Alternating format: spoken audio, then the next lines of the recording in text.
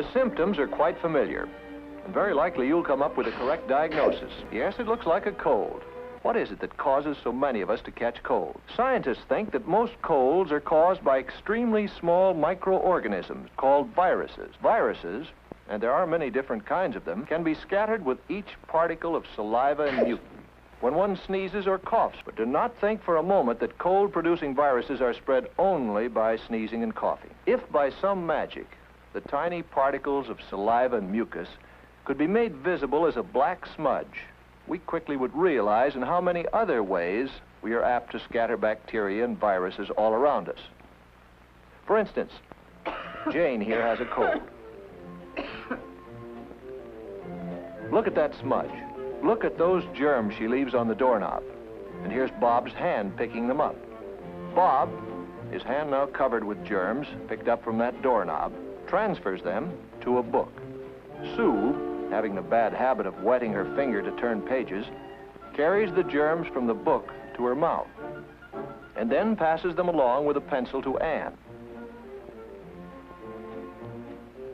Anne carries them home and leaves them on the family's dinner table. Yes, even during an ordinary conversation, saliva and mucus particles escape our mouth and easily reach others who inhale them as they breathe.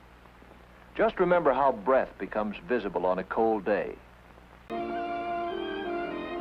If you have a cold, stay home. Stay in bed. This is the prescription which common sense and medical science recommend. Go to bed at a reasonable hour. While you grow, you need about 10 hours of sleep each night. Sleep recharges the body's energies. Protect yourself against infection. Keep pencils and other things out of your mouth.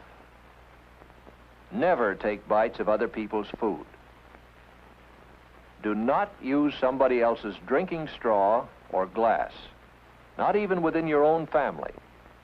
In the bathroom, for instance, use only your glass. And wash your hands frequently and thoroughly, especially before eating.